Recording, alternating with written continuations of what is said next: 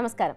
ఆయుష్ కార్యక్రమానికి స్వాగతం. ప్రతి వారంలాగే ఈ వారం కూడా చాలా మంది ప్రేక్షకులు వారి సమస్యలను ఉత్తరాల ద్వారా, ఈమెయిల్స్ ద్వారా రాసి పంపించడం జరిగింది. అందులో నుండి ఒక ఉత్తరంలోని సమస్యకి ఈరోజు చక్కటి పరిష్కారంతో పాటుగా ఒక పథ్యాహారం లేదా ఔషధాన్ని ఏ విధంగా తయారు చేసుకోవాలో చూద్దాం. వీటితో పాటుగా అమ్మాయి, అమ్మ, అమ్మమ్మ విభాగంలో భాగంగా ఒక చక్కటి అంశం గురించి వివరించడానికి మనతో పాటు ఉన్నారు ప్రముఖ ఆయుర్వేద యోగా నిపుణులు డాక్టర్ గాయత్రీదేవి గారు. వారిని అడిగి మరిన్ని విషయాలు తెలుసుకుందాం. నమస్కారం డాక్టర్ గారు. నమస్కారం అమ్మా. డాక్టర్ గారు, చాలా మంది ఉత్తరాల ద్వారా వారి సమస్యలను పంపించారు. ఒక ఉత్తరంలోని సమస్య చదివి వినిపిస్తాను, పరిష్కారం తెలియజేస్తాను. తప్పకుండానమ్మా, చదవండి, విందాం.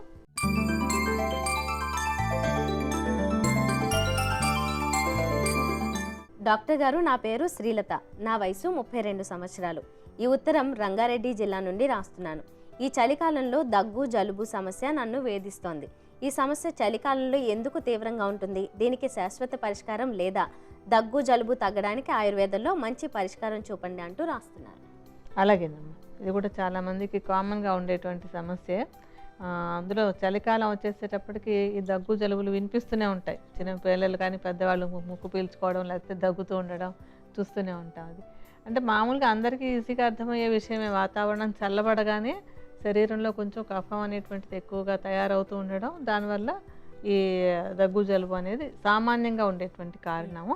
అయితే అలాగే అదొక్కటే కాకుండా ఏంటంటే కొంతమందికి రోగనిరోధక శక్తి తక్కువగా ఉన్నప్పుడు ఈ వాతావరణం మార్పు వచ్చిన దాని ప్రభావం ఏంటంటే వాళ్ళ మీద కాస్త ఎక్కువగా ఉంటూ ఉంటుంది. ఈ దగ్గు, జలుబు కూడా మనం చూస్తాం, అందరికీ ఏం వచ్చాయో, కొంతమందిలో మాత్రమే ఈ దగ్గు, జలుబు అనేటువంటివి వస్తూ ఉంటాయి. అంటే వాతావరణ ప్రభావానికి ఎక్కువగా గురి అవుతూ ఉంటారనమాట. అంటే దాని ప్రభావం వీళ్ళ మీద పడకుండా ఉండడం జరగకూడదు. అలాంటప్పుడు వీళ్ళకి ఎక్కువగా వస్తూ ఉంటుంది. అలాగే కొంతమందిలో ఏంటంటే ఈ సైనసైటిస్ ప్రాబ్లం అది ఉంటూ ఉంటుంది, లేదంటే ఎలర్జీస్ ఉంటూ ఉంటాయి. అలాగే సైనస్ కానీ, సైనసైటిస్ ప్రాబ్లం కానీ, ఎలర్జీలు కానీ ఉన్నటువంటి వాళ్ళకు కూడా చలికాలం రాగానే దాని ప్రభావం వీళ్ళ మీద ఎక్కువగా కనపడుతూ ఉంటుంది అనమాట. ఈవిడ కూడా కొన్ని ఎలర్జీస్ ఉంటాయి, లేకపోతే ప్రతిసారి చలికాలంలోనూ దగ్గు, జలుబు వస్తుందంటే కొంత ఎలర్జీ ఉంటుంది అనమాట. అంటే ఆ ఎలర్జీ ఉండడానికి కూడా కఫదోషం ఎక్కువగా ఉండడం ఒక కారణం అవుతూ ఉంటుంది. అందుకని శరీరంలో కఫం ఎక్కువగా ఉండడం, బయట చల్లదనం ఎక్కువ ఉండడం, రెండూ కలిపి ఈ దగ్గు, జలుబుగా సమస్యగా వస్తూ ఉంటాయి అన్నమాట. జలుబు కూడా ఏంటంటే దగ్గు కానీ, జలుబు కానీ రెండు ఒకదానితో ఒకటి సంబంధం కలిగి ఉంటాయి అన్నమాట. జలుబు వచ్చినప్పుడు అది నెమ్మదిగా దగ్గుగా పరిణమిస్తూ ఉంటుంది. ఒకటి సైనసైటిస్ అది ఉందంటే కనుక దానివల్ల దగ్గు జలుబు మొదలై జలుబు దగ్గుగా మారుతూ ఉంటుంది. ఎలర్జీలు ఉన్న వాళ్ళలో కూడా దగ్గు రూపంలో ఈ సమస్య కనపడుతూ ఉంటుంది. అయితే ఎవ్రీ ఇయర్ ఇలాగ జరుగుతోంది అనేటువంటిది గమనిస్తారు కనుక కాలం మార్పు రాగానే కొన్ని జాగ్రత్తలు తీసుకున్నట్టయితే కనుక ఈ సమస్య రాకుండా చేసుకోవచ్చు. మనం ప్రతిసారి చెప్పుకుంటూ ఉంటాం ఋతుచర్య అని చెప్పని. కాలం మారినప్పుడల్లా మనం తీసుకోవాల్సినటువంటి జాగ్రత్తలు, మనం రోజు తినే ఆహారంలో ఎలాంటి మార్పులు చేసుకోవాలి, మనం రోజు చేసేటువంటి పనులు అంటే నిద్ర కానివ్వండి, స్నానం చేయడం కానివ్వండి, ఇతర పనులు కానీ ఏ మార్పులు చేసుకుంటే మనకి ఈ ఋతువు యొక్క ప్రభావం మన మీద పడకుండా ఉంటుందనేది ఋతుచర్య అని చెప్తాం. అలాంటి మార్పులు కరెక్ట్గా అడాప్ట్ అవ్వడం అనమాట. మారిన కాలానికి మనం అడాప్ట్ అయినట్టుగా తయారు చేసుకుంటే మనకి మీద దాని దుష్ప్రభావం లేకుండా హాయిగా, అంటే చలి వచ్చింది, చల్లగా బాగుంది అనేటువంటి ఆనందంతో మనం గడపగలుగుతూ ఉంటాం. సో ఇలాంటి మార్పులన్నీ అంటే ఋతువుకు అనుగుణంగా చేసుకునేటువంటి మార్పులన్నీ చేసుకుని సమస్య రాకుండా చూసుకోవచ్చు మనం. అంటే ఇప్పుడు ఎవరికైనా కానీ ఇలాగా కాలం మారినప్పుడల్లా వస్తుందంటే వాళ్ళే కాదు, మామూలుగా అందరూ కూడా ఋతుచర్యని అనుసరిస్తే ముందు కూడా సమస్యలు రాకుండా ఉంటూ ఉంటాయి. అంటే ఈ కాలం మారినప్పుడు, ముఖ్యంగా చలికాలం అది మొదలైనప్పుడు మంచినీళ్ళు, చల్లటి నీళ్లు మానేసి గోరువెచ్చటి నీళ్ళు తీసుకోవడం అలవాటు చేసేసుకోవాలి. దగ్గు, జలుబు వచ్చాక కాదు, ముందు నుంచే తీసుకుంటూ ఉన్నట్టయితే ఏంటంటే ఈ గోరువెచ్చటి నీళ్ళ వల్ల కఫం ఎక్కువగా తయారు కాదు, తయారైనటువంటి కఫం కూడా వెళ్ళిపోతుంది. అలాగే వెచ్చటి నీళ్లు ఉన్నప్పుడు లోపలికి వైరస్లు అవి ప్రవేశించడానికి కూడా అవకాశం తక్కువగా ఉంటుంది అనమాట. సో మంచినీళ్ళు, వేడి నీళ్ళు తాగండి అని మనకి పాతకాలంలో నుంచి పెద్దవాళ్ళు అవి చెప్తూ ఉంటే, మామూలుగా నీళ్ళు తాగండి అంటే అందరికీ అందులో ఉత్సాహం కలగదు. ఏం తాగుతాం, వేడివేడిగా ఏం తాగుతాం అనిపిస్తూ ఉంటుంది. కానీ ఆ వేడి నీటి ప్రభావం ఎలా ఉంటుంది అని తెలిసినప్పుడు, అంటే కఫాన్ని తగ్గిస్తుందనో లేకపోతే వైరస్ వచ్చినప్పుడు దాన్ని లోపల అది పెరగకుండా చేస్తుంది, ఇలాంటి విషయాలు తెలిస్తే కనుక ఎవరికైనా సరే రీజనింగ్ తెలిసినప్పుడు ఆ సూచనను పాటించాలనిపిస్తుంది. అందుకని ఈ చలికాలం రాగానే ప్రతి వాళ్ళు కూడా కొంచెం గోరువెచ్చని నీళ్ళు తాగడం అనేటువంటి అలవాటు చేసుకోవాలి. అలాగే పాలు తాగేటప్పుడు, మామూలుగా పాలు అది తాగుతూ ఉంటారు కదా, ఆ పాలు వేడివేడిగా ఉంచుకొని దాంట్లో కొంచెం మిరియాల పొడి కానీ, లేకపోతే పాలు కాచేటప్పుడే అందులో కొంచెం శొంఠి పొడి వేసుకొని బాగా కాచి మరిగేలాగా కాచేసుకొని అందులో కొద్దిగా బెల్లం వేసుకోవడం. అంటే పాలు వేడి పాలలో శొంఠి వేసి బాగా కాచి దానిలో కొంచెం బెల్లం ముక్క వేసుకుని కానీ, మిరియాలు వేసుకుని కానీ తాగుతూ ఉంటే కూడా అది మనకి అడ్వర్టైజ్మెంట్లో చూసినట్టుగా ఇమ్మీడియట్గా కఫం తగ్గిపోవడం అనేది చూస్తూ ఉంటాం అనమాట. సో కఫం తగ్గి గొంతు క్లియర్ అయిందంటే, గొంతు ముక్కు కూడా క్లియర్ అయిపోతే జలుబు ప్రభావం దగ్గు ప్రభావం కూడా శరీరం అనేది తగ్గుతాయి. అందుకని ఈ చలికాలం వచ్చిన తర్వాత అందరూ తీసుకోవచ్చేది. అంటే శరీరంలో ఎక్కువ వేడి ఉండేటువంటి వాళ్ళు, మలబద్ధకం ఉన్నవాళ్ళు, లేకపోతే ఎక్కువ వేడి శరీరం ఉన్నవాళ్ళు, వాళ్ళు మాత్రం ఇలా మార్పు చేసుకోవద్దు. లేకపోతే ఇతరులందరూ కూడా పాలల్లో మిరియాలు కానీ శొంఠి కానీ వేసుకుని తీసుకుంటూ ఉన్నట్టయితే ఈ చలికాలంలో దగ్గు జలుబులు రాకుండా ఉండటానికి, వచ్చినవి తొందరగా తగ్గడానికి కూడా అవకాశం ఉంటుంది. అందులో ఇప్పుడు ఏంటంటే ఈ కోవిడ్ ప్రాబ్లం అది ఉండటం వల్ల కాస్త దగ్గు జలుబు వచ్చినా సరే కంగారు, ఎవరికి వాళ్ళకి కంగారే, పక్క వాళ్ళకి కూడా కంగారే. అంటే ఇదివరకుట్లాగా కాస్త గట్టిగా తుమ్మినా దగ్గినా భయం పడుతున్నాం అనమాట. ఎవరికి వాళ్ళు కూడా ఎదుటి వాళ్ళు ఏమనుకుంటారనో, లేకపోతే ఎదుటి వాళ్ళకి ఉందా అనో సమస్య ఉంటుంది. సో ఈ సమస్య రాకుండానే ముందు జాగ్రత్తగా మనం చెప్పుకున్నటువంటి పాయింట్లన్నీ ఫాలో అవుతుంటే ఇబ్బంది ఉండదు. అదే కాకుండా ఏంటంటే వచ్చిన తర్వాత ఈ భయం కూడా ఉంటుంది కనుక మళ్ళీ టెస్ట్ చేయించుకోవాలా, కోవిడ్ టెస్ట్ చేసుకోవాలా, ఇలాంటి ఆలోచనలు కూడా లేకుండా ఉండాలంటే ముందు జాగ్రత్త మంచిది. వచ్చినా కూడా ఇప్పుడు మనం చెప్పుకున్నటువంటి అంశాలు, వేడి నీళ్ళు తాగడం, కాస్త పాలల్లో మిరియాలు కానీ శొంఠి కానీ వేసుకుని తీసుకోవడం అనేది మంచి పని. అలాగే కఫం పెరగకుండా ఉండేటువంటి ఆహారాలు తీసుకోవాలన్నమాట. అంటే నోటికి ఏదో ఇష్టంగా ఉంది కదా అని బాగా తీయగా ఉండేటువంటి పదార్థాలు, స్వీట్స్ కానివ్వండి, మనం చాలాసార్లు చెప్పుకుంటూ ఉంటాం కఫాన్ని పెంచేటువంటి పదార్థాలని, కేకులు కానీ, పేస్ట్రీలు కానీ, చాక్లెట్స్ కానీ, మిల్క్ స్వీట్స్ అంటే పాయసము, లేకపోతే ఈ పాలతో తయారైనటువంటి పాలకోవా, ఈ పదార్థాలన్నీ కూడా కఫాన్ని పెంచుతాయి కనుక ఈ చలికాలంలో దగ్గు జలుబు వచ్చే టెండెన్సీ ఉన్న వాళ్ళందరూ కూడా ఇవి బాగా తగ్గించుకుంటే మంచిది.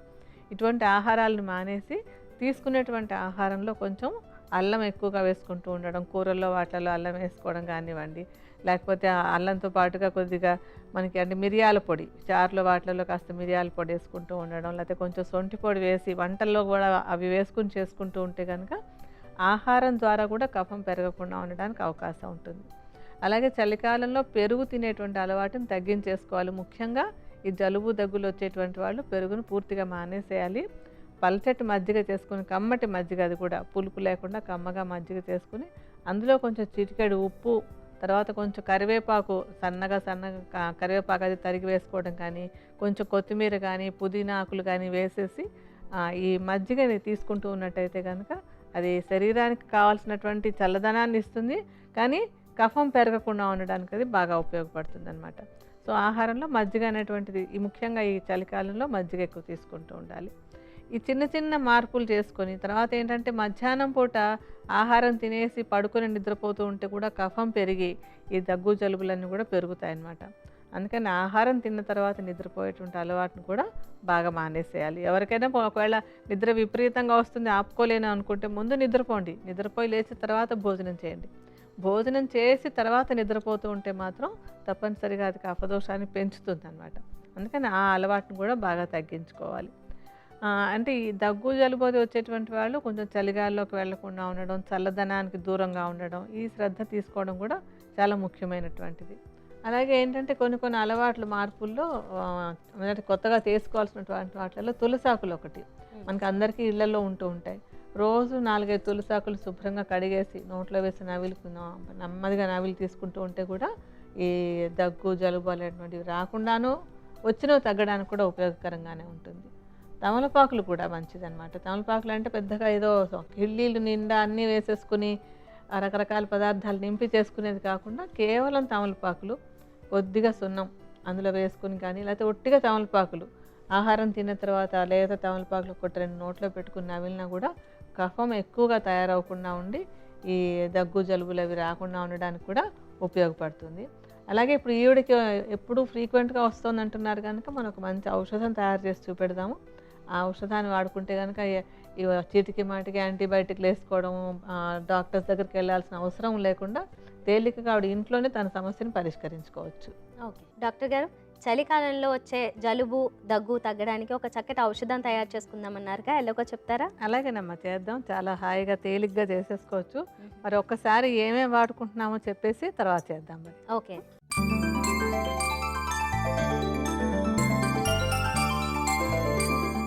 చలికాలంలో తరచుగా వచ్చే దగ్గు జలుబుని తగ్గించే ఔషధానికి కావలసిన మూలికలు: పటిక బెల్లం, వెదురు ఉప్పు, యాలకులు, దాల్చిన చెక్క, పిప్పళ్ళు.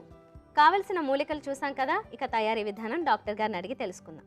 డాక్టర్ గారు, మరి తయారీ విధానం ఎలాగో చెప్తారా? అలాగేనమ్మా, చాలా తేలిగ్గా చేసుకోవచ్చు. ఇందులో మనకి ఒక్క వెదురు ఉప్పు తప్ప మిగతావన్నీ మనకి ఇంట్లో ఉండేటువంటి వస్తువులే. ఆ వెదురు ఉప్పు ఒక్కటి కొంచెం బజార్ నుంచి తీసుకురావాల్సి వస్తుంది.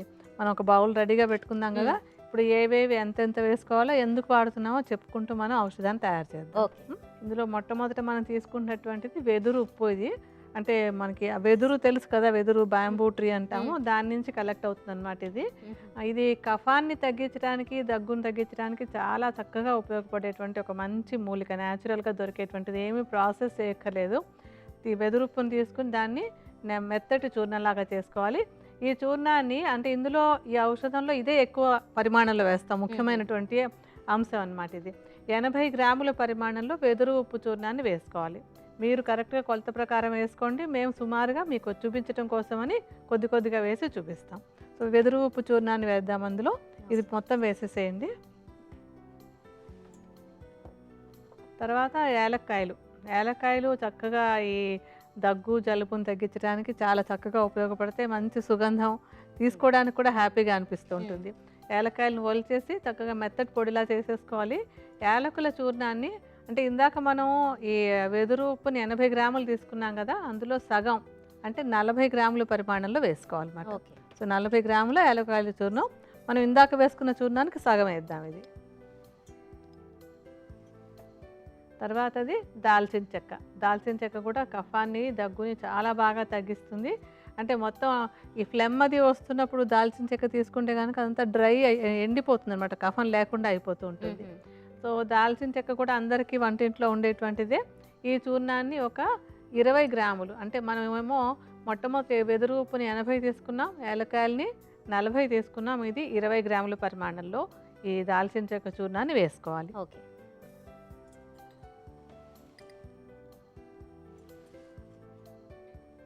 తర్వాత మూలిక ఏంటంటే పిప్పళ్ళు కూడా మనం చాలాసార్లు రకరకాల ఔషధాల్లో వాడుకుంటూనే ఉంటాము.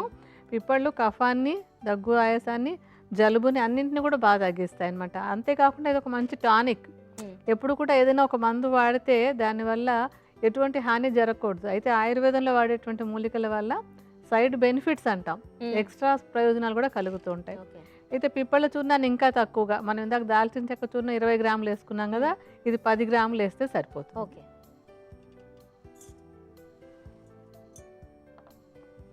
ఇప్పుడు మనకి అన్నీ కలిపేస్తే ఎంతంటే ఒక 150 గ్రాములు వస్తుంది. ఓకే. అంటే 80, 40, 20, 10 వేసాం కదా, ఇవన్నీ కలిపేస్తే 150 గ్రాములు అవుతుంది. దీనిలో మనం ఇప్పుడు పటిక బెల్లాన్ని కలుపుకోవాలి. ఓకే. సో పటిక బెల్లాన్ని మెత్తగా పొడి చేసేసి దాన్ని మొత్తం చూర్ణానికి సమానంగా అంటే ఒక 150 గ్రాములు వేసుకోవాలి. పటిక బెల్లం కూడా దగ్గు జలుబును తగ్గించడానికి చాలా బాగా ఉపయోగపడుతుంది. అలాగే రుచి కూడా ఔషధం తీసుకోవడానికి కూడా తేలికవుతుంది. చిన్నపిల్లలైనా సరే, పెద్దవాళ్ళైనా సరే ఇబ్బంది పడకుండా తీసుకుంది కూడా ఇది అనువుగా ఉంటుందన్నమాట. సో చూర్ణం పరిమాణానికి సమానంగా అంటే 150 గ్రాములు పటిక బెల్లం చూర్ణాన్ని వేద్దాం. ఓకే.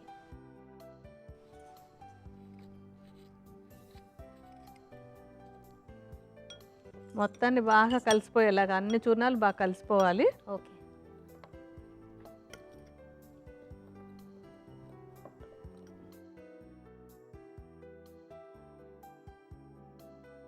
ఇప్పుడు ఈ మూలికలు అన్నీ కలిపేసాం కదా బాగాను, మనకి ఔషధం రెడీ అయిపోయినట్టు. ఓకే. చాలా సింపుల్గానే, చాలా సింపుల్గా తయారు చేసుకోవడం. చక్కగా ఇది ఇలా కలిపేసి పెట్టేసుకుంటే ఒక 3 నెలల వరకు ఏమీ అవ్వదు. అలా హాయిగా ఈ సీజన్ అంతా వాడుకోవచ్చు అనమాట. ఓకే. మరి ఏ మోతాదులో ఏ టైంలో తీసుకోవాలంటారు? అంటే ఇప్పుడు దగ్గు జలుబుతో బాధపడుతున్నటువంటి వాళ్ళు దీని ఏంటంటే వయసును బట్టి, చిన్నపిల్లలు అయితే కనుక అంటే ఇప్పుడు మనకి అడిగిన ఆవిడ 30 ఏళ్ళ వయసు ఉంది కనుక ఆవిడ ఒక ఫుల్ చెంచా తీసుకోవాలి. కొంచెం చిన్న వయసు పిల్లలు 12 ఏళ్ల లోపు పిల్లలు అయినట్టయితే కనుక అర చెంచా పరిమాణంలో 3 పూట్ల ఈ చూర్ణాన్ని అంటే ఒక చేతిలో కానీ పళ్ళెంలో కానీ వేసి నాలుకతోటి అద్దుకుంటూ నాకుతూ తీసుకోవాలన్నమాట. అంటే మింగినట్టు కాకుండా నాలుక నుంచే అబ్జార్బ్ అవ్వాలి. సో నాకుతూ తీసుకోవాలి ఈ ఔషధాన్ని. తీసుకునేటప్పుడు ఒక చిన్న సూచన ఏంటంటే ఫ్యాన్ కింద నించుంటే ఆ పొడి అంతా ఎగిరి ముక్కులోకి వచ్చి ఇబ్బంది పెడుతుంది. అందుకని గాలి వేసే చోట కాకుండా కొంచెం గాలి లేని చోట నెమ్మదిగా కొద్దిగా అద్దుకుని తీసుకుంటే అప్పటికప్పుడే మంచి రిలీఫ్ వస్తుంది అన్నమాట. ఓకే, చాలా బాగుంది ఇది. Thank you doctor. చలికాలంలో తరచుగా వచ్చే దగ్గు జలుబులను తగ్గించే ఔషధానికి కావాల్సిన మూలికలు, తయారీ విధానం మరొకసారి చూద్దాం. పటిక బెల్లం, వెదురు ఉప్పు, యాలకులు, దాల్చిన చెక్క, పిప్పళ్ళు. కావలసిన మూలికలు చూసాం కదా. తయారీ విధానం: ముందుగా ఒక బౌల్ తీసుకుని అందులో వెదురు ఉప్పు చూర్ణం 80 గ్రాములు, యాలకుల చూర్ణం 40 గ్రాములు, దాల్చిన చెక్క చూర్ణం 20 గ్రాములు, పిప్పళ్ళ చూర్ణం 10 గ్రాములు, పటిక బెల్లం చూర్ణం 150 గ్రాములు వేసి బాగా కలిసేలా కలుపుకోవాలి. ఈ మిశ్రమాన్ని దగ్గు జలుబుతో బాధపడుతున్న వారు, చిన్నపిల్లలైతే అర చెంచాడు, పెద్దవాళ్ళైతే 1 చెంచాడు నాలుకతో అద్దుకుంటూ తీసుకున్నట్లయితే దగ్గు జలుబు సమస్య నుంచి ఉపశమనం పొందవచ్చు. డాక్టర్ గారు, అమ్మాయి, అమ్మ, అమ్మమ్మ విభాగంలో ఈరోజు ఏ అంశం గురించి మాట్లాడబోతున్నారు? అంటే మనం మధ్య వయసు సమస్యలు చెప్పుకుంటూ వస్తున్నాం కదా. ఈ మధ్య వయసులో అంటే సుమారుగా ఈ మెనోపాజ్ సమయంలో బరువు పెరగడం, అధిక బరువు అనేటువంటిది కూడా ఒక సమస్యగా వస్తూ ఉంటుంది. ఈ సమస్య గురించి కొంచెం మాట్లాడుకుందాం అనుకుంటే మనం.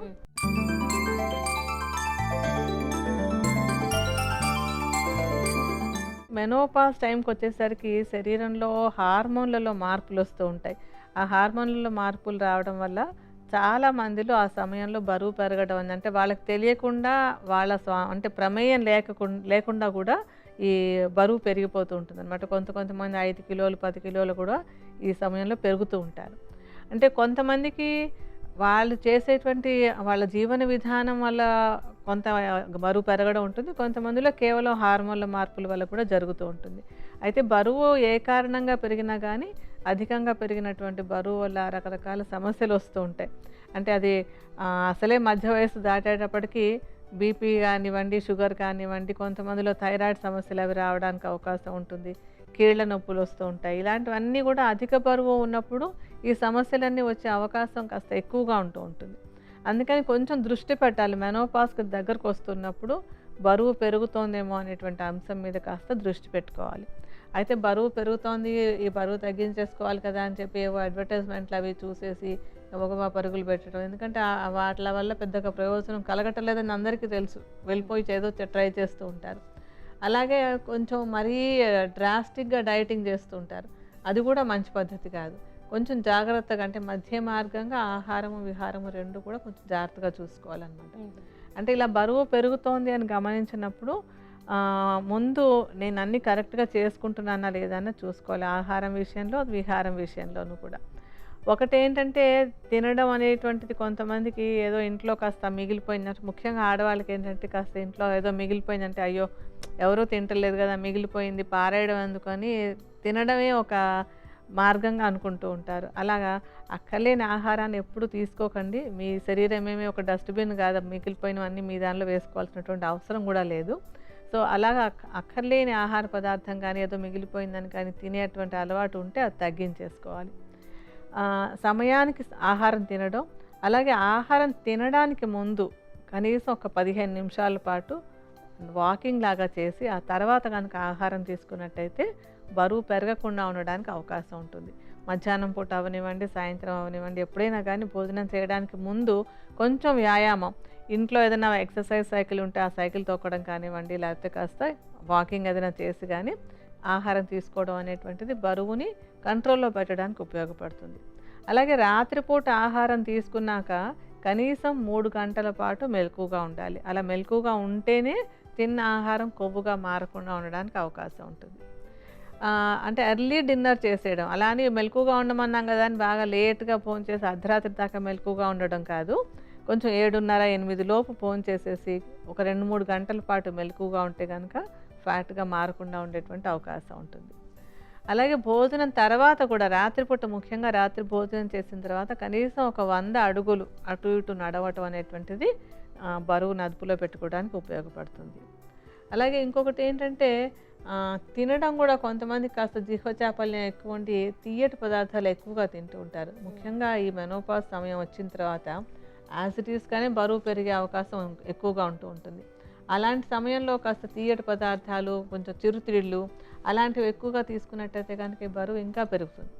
బరువు పెరగటం అంటే అపియరెన్స్కి ఒకటికే కాదు, ఎక్కువ బరువు పెరిగినప్పుడు అనవసరమైన అనారోగ్య సమస్యలు వచ్చే అవకాశం ఉంది కనుక వీలైనంత వరకు తగ్గించుకుందుకు ట్రై చేస్తూ ఉండాలన్నమాట. అంటే తినే ఆహారంలో కూడా కాస్త పీచు పదార్థం ఎక్కువగా ఉండేలాగా చేసుకోవాలి. పీచు పదార్థం అంటే మనకి ఆకుకూరలు, కాయగూరలు, పళ్ళు వీటిని ఎక్కువగా తీసుకోవాలన్నమాట.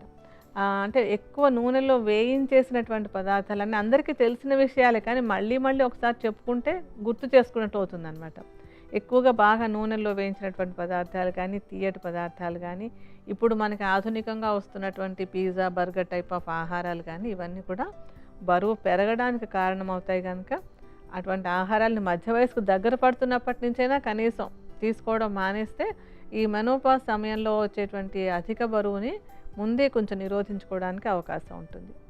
అలాగే తినేటువంటి ఆహారంలో కూడా మనం చాలాసార్లు చెప్పుకుంటూ ఉంటాం. మనం తినే ఆహారంలో అంటే మన కడుపు మన స్టమక్ని ఒక 3 భాగాలుగా చేసుకున్నట్టయితే, ఒక జార్ని 3 భాగాలు చేసినట్టు చేసుకుంటే ఒక భాగం ఘన పదార్థాలు, ఒక భాగం ద్రవ పదార్థాలు తీసుకుని ఒక భాగాన్ని ఖాళీ వదిలేసేయాలి. అంటే ఇంకా నాకు చాలా తినగలిగిన శక్తి ఉంది అనిపించినప్పుడే తినడం ఆపేయాలన్నమాట. అలా ఆపేసినప్పుడు తిన్నటువంటి ఆహారం కరెక్ట్గా జీర్ణమవుతుంది, అది అధిక బరువుగా మారకుండా ఉండడానికి కూడా అవకాశం ఉంటుంది. అలాగే ఒక చిన్న చిట్కా ఏంటంటే ఈ బరువు పెరగకుండా ఉండడం కోసం అని చెప్పి కరక్కాయ పొడి, బాగా కరక్కాయని మెత్తటి పొడిలాగా చూర్ణం చేసేసుకుని ఒక చిన్న చెంచాడు పొడి, అంటే ఎవరి శరీరానికి ఎంత సూట్ అవుతుందో డోస్ వేసుకున్నాక కానీ అర్థం కాదు. అందుకని ముందు ఒక చెంచాడు పొడిని, కరక్కాయ పొడిని పల్చటి మజ్జిగలో, ఒక కప్పు పల్చటి మజ్జిగలో కలిపేసుకొని రోజుకు ఒక్కసారి తీసుకుంటూ ఉండాలి. అలా తీసుకుంటూ ఉన్నట్టయితే ఏంటంటే అధిక బరువు సమస్యను అదుపులో ఉంచుకోవడానికి ఈ కరక్కాయ పొడి, మజ్జిగ కూడా బాగా ఉపయోగపడతాయి. అయితే దీనివల్ల కొంతమందికి మృదుకోష్టం ఉన్నటువంటి వాళ్ళకి, అంటే ఊరికినే లూజ్ మోషన్స్ అయ్యే లక్షణం ఉన్న వాళ్ళకైతే ఏంటంటే ఈ డోస్ కాస్త ఎక్కువైనా కూడా కొంచెం మోషన్స్ అయ్యే అవకాశం ఉంది. అది గమనించుకుని ఒకవేళ అలా ఉంది అంటే కనుక డోస్ తగ్గించుకోవాలి. ఒక చెంచా పొడి కంటే కూడా కాస్త తక్కువ పొడి తీసుకోవాలన్నమాట. ఇలా కొన్ని సింపుల్ చిట్కాలు కానీ, అంటే మెయిన్గా ఆహారం విహారమే ముఖ్యం. రెగ్యులర్గా వ్యాయామం చేసుకుంటూ ఉండడం, మధ్య వయసులో వాకింగ్ అనేది చాలా బెస్ట్ ఎక్సర్సైజ్, పెద్ద వ్యాయామాల కంటే కూడా. రోజు వాకింగ్ చేయడం, పరిమితంగా ఆహారం తీసుకోవడం, మధ్యాహ్నం పూట ఆహారం తిన్నాక నిద్రపోకుండా ఉండడం, ఇలాంటి కొన్ని సూచనలు పాటిస్తూ ఇప్పుడు మనం చెప్పుకున్న చిన్న చిట్కా కరక్కాయ పొడి, మజ్జిగ తీసుకుంటూ బరువును అదుపులో పెట్టుకునేందుకు ట్రై చేసుకోవాలి. థ్యాంక్ యూ డాక్టర్ గారు.